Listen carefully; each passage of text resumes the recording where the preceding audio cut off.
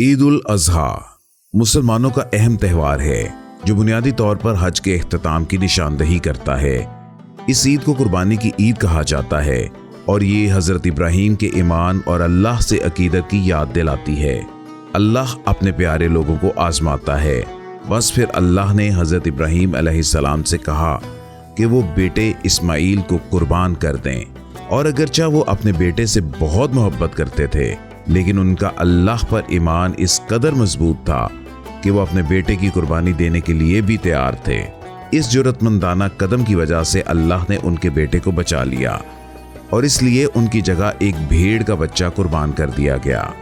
ये अल्लाह का मौजज़ा था और इससे साबित हुआ कि वो हर चीज़ पर हाकिम है। तारीख़ इस्लाम के इस मुक़द्दस वाक़े की वजह से अब मुसलमान हर साल अल्लाह की रहमतों और मग़फ़िरतों के हसूल के लिए ईद उल अज़हा मनाते हैं।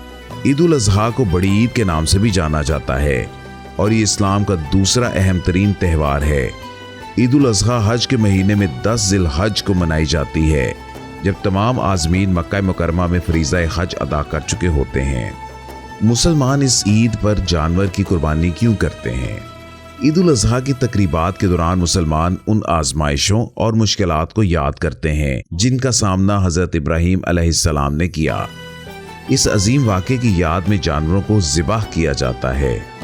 कुर्बानी का गोश्त ज़्यादातर दूसरों को दिया जाता है। आमतौर पर कुर्बानी के गोश्त का 1/3 हिस्सा करीबी रिश्तेदारों को दिया जाता है। एक हिस्सा आमतौर पर कुर्बानी करने वाले अपने घर के लिए रखते हैं और बाकी गरीबों को अतिया कर दिया जाता है। जैसा कि कुरान में कहा गया है, अल्लाह को ना उनका गोश्त पहुंचता है और ना खून, तुम्हारा तकवा ही उस तक पहुंचता है। इससे जाहिर होता है कि ईद के दिन कुर्बानी के जानवर के गोश्त और खून से अल्लाह का कोई ताल्लुक नहीं है। ये सिर्फ मुसलमानों का तकवा है जो अल्लाह की नज़र में खास मुकाम रखता है। ईद उल अज़हा की नमाज। ईद उल अज़हा की नमाज वाजिब है और इसमें 2 रकतों के साथ इजाफी तकबीरें भी शामिल होती हैं। ईद की नमाज की पहली रकत में इब्तिदाई तकबीर के बाद सूरह फातिहा पढ़ने से पहले 3 इजाफी तकबीरें पढ़ी जाती हैं। हर तकबीर के साथ इब्तिदाई तकबीर की तरह हाथ उठाना चाहिए। दूसरी रकत में सूरह फातिहा और दूसरी सूरत पढ़ने के बाद मजीद 3 तकबीरें पढ़ी जाती हैं। इसके बाद रुकू में जाया जाता है और फिर सब इमाम के साथ नमाज पूरी करते हैं। इसके बाद इमाम साहब मुख्तसर खुतबा देते हैं और सब उनके खुतबे को सुनते हैं। इस तरह ईद उल अज़हा की नमाज पूरी हो जाती है और लोग इस मुकद्दस दिन की बरकत से हर एक को मुबारकबाद देते हैं। इस नमाज को पढ़ना उस दिन का लाजमी हिस्सा है।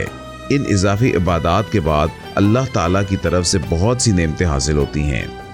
ईद के दिन की सुन्नतें। शरीयत के मुताबिक खुद को संवारना, गुस्ल करना, दांत साफ करना, अगर मुमकिन हो तो मसवाक का इस्तेमाल करना, परफ्यूम लगाना, बेहतरीन लिबास पहनना, नमाज की अदायगी के लिए जल्दी पहुंचना, ईद उल अज़हा की नमाज के बाद खाने में ताखीर करना, किसी किस्म की मुशक्कत के बगैर माकूल हद तक चलना। ईद की अहमियत।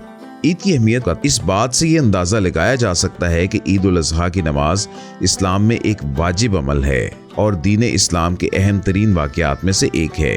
इस तकरीब का वाहिद मकसद अल्लाह की राह में जानवरों की कुर्बानी, हज के मनासिक की तकमील और ईद उल अज़हा की नमाज अदा करके अल्लाह की बेशुमार नेमतें हासिल करना है।